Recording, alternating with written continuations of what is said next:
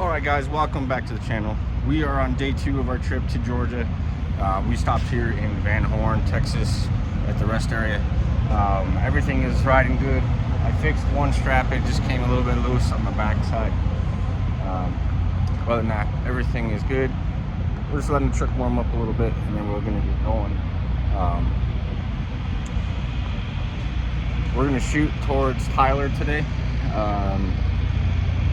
Now granted, that's gonna leave, go through Fort Worth and Dallas, and then there'll be basically the Longview area, and we'll go from there. So yeah, easy light load, not difficult at all, just kind of a little awkward to chain down and strap, but other than that, everything's good. I am finding random bolts though that are coming out, so that's interesting. But I guess we'll just we'll throw it somewhere and so I don't hit a car. So, but I'm gonna get going and I'll catch you guys here in a bit.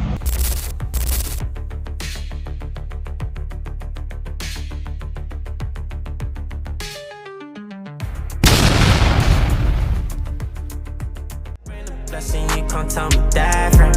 I'm figure popping and I'm dancing in the rain, yeah. And I see spazzing, yeah, I did it Sunday to Sunday, free holidays all day, yeah, every day, I did it, And you, I'm never giving up, yeah, I'm taking it far. Hungry jungle flyer than an eagle and lie in my heart. You can try and catch up, but we headed back to Mars. I speak about my life, but it's been dark. It's leeching in the jungle, acting like they believe from the start. Fix her, here you go, then she bless for sure. Hit it one time, then I get by your all. We crease stepping, speed on that little boat. At 14, I pour up a foot and I go. I can't go to state with these Cuban links on, I might try. My Chicago nigga shoot a 5. Oh yeah, I caught you at the French shy. Well, ever been so high, it felt so low. Alright guys, we are in Big Spring, Texas. We just got fuel and bullshit government juice. We're just waiting for another minute and 9 seconds so that way our 30-minute break is done and I can continue on. I forget how janky this pilot can be,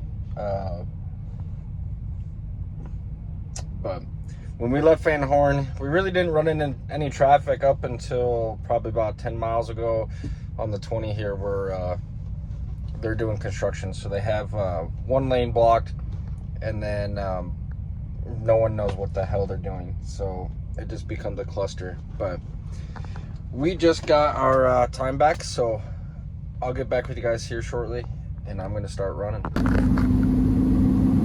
All right, guys, we are sitting in traffic some more a little bit. I don't know what it is about Texas, man. They'll just block lanes and then everybody loses their damn marbles. Like, I love Texas, but I despise Texas all at the same time. You'll have a lane blocked for 30 miles for no reason, and when they're only working on like the length of my truck and trailer, and it seems like nobody knows what to do.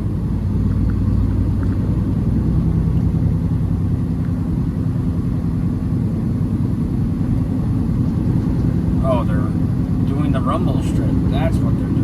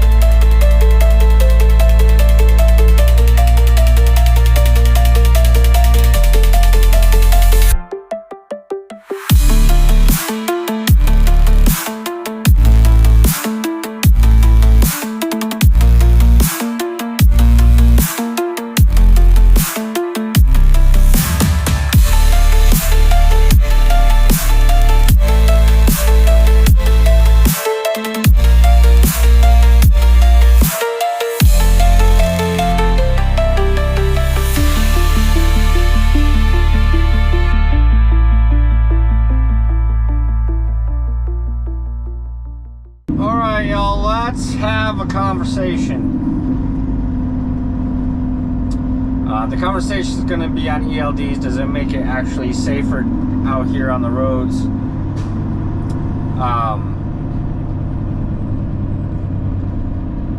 Here's an interesting thing I learned about ELDs. They're self-certified. Basically, if you created your own ELD, you could say that it is, you know, what's the word I'm looking for? It checks all the boxes that the government requires. Let's just say that. But there's no, like, you don't send it into government so they can check. It's literally self-certified. So that's why a lot of these Illinois companies and everything, they can have ghost drivers and all this other stuff. But I'm gonna give you my opinion. I don't think ELDs make driving safer, and there's multiple reasons why. Now, I like the ease of it. Now, I didn't drive, you know, with paper logs, so I don't, you know, I filled them out in school and I know how to do it. However, the computer side of this does make it easier, so I don't have to, you know, fill all that out. However,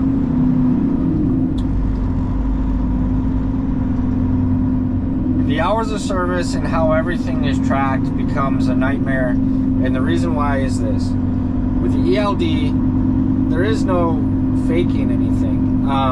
With paper, you know, you could run multiple logs, yada yada yada. Well, with an ELD, you have a ticking time bomb, you know, for lack of another word, you know, a ticking clock, I guess you could say. And so drivers are racing said clock, including myself. I'm guilty of it too.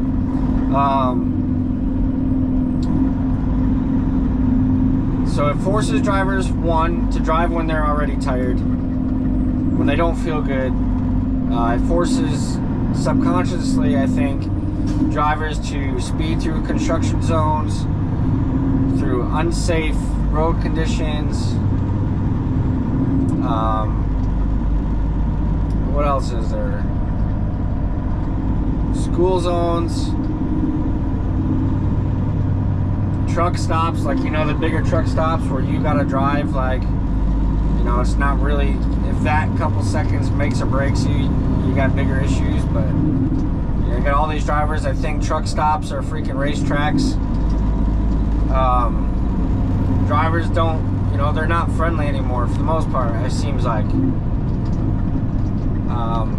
They don't allow you in. They don't, you know, it's me first mentality, because they're all racing a damn clock.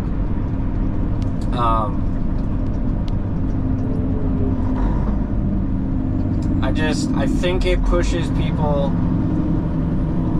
to be unsafe.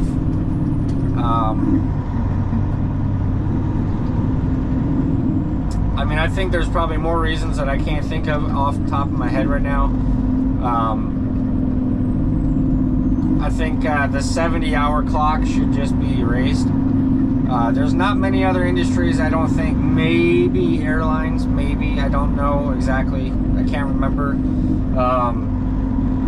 that are set to a certain amount of hours, you know, a cap that you can work a week.